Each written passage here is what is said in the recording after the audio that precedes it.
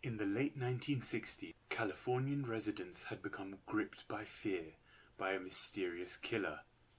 The first confirmed incident took place on the outskirts of Vallejo, where a young couple, only 16 and 17-year-olds, had fallen victim to the killer. Someone had approached their car, shot them both, and left the scene with seemingly no motive. There were no suspects for the murder, and this wouldn't end here. 7 months later, in July 1969, a similar incident ensued when Darlene Ferrin and Mike McGew were sitting in their car when another car pulled up beside them. A man had stepped out and without any warning fired his gun multiple times, which ended up killing Darlene and severely injuring Mike, who would somehow survive.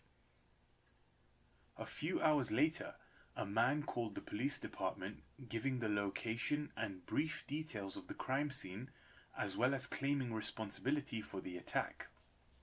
Weeks after the attack, 3 local newspapers had received identical cryptic letters. The mysterious gunman had sent these letters in along with details of the crimes that only the killer could have known. Along with the letters was a cipher, which is a secret code which came with a set of instructions. He promised more bloodshed if the papers did not publish these ciphers on their front pages. His letters were signed with a symbol which consisted of a circle with a cross through it, resembling a gun sight. This was the birth of who was known from this point on as the Zodiac Killer. While the world tried to decipher the cryptic symbols, the Zodiac struck again on September 27th. Brian Hartnell and Cecilia Shepard were relaxing in an isolated part of the shore of a lake in Napa County. The Zodiac Killer appeared wearing a shirt that had a circle cross symbol painted on it. He tied them up and stabbed them repeatedly, before leaving his trademark symbol on their car and driving away. He then called the police department and claimed responsibility of the attack.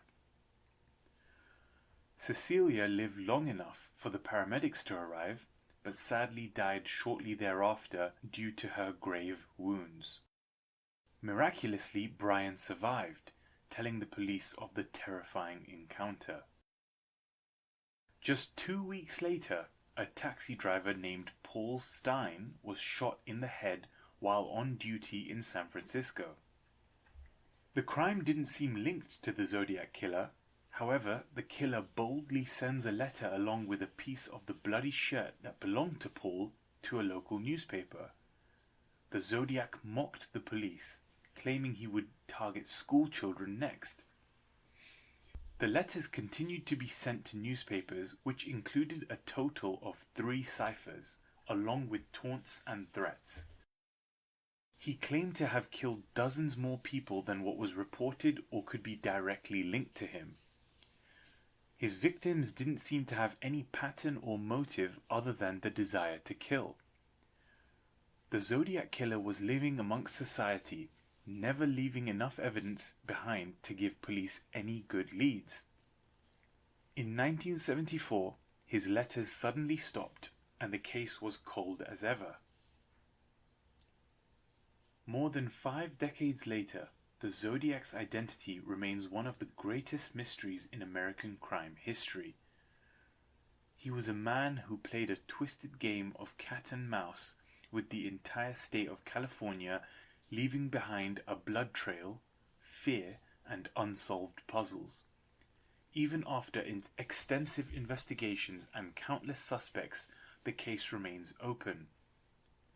Occasional breakthroughs in DNA technology and cipher decoding give a small glimmer of hope, but the legend of the Zodiac Killer lingers like a dark shadow, haunting investigators and crime enthusiasts alike.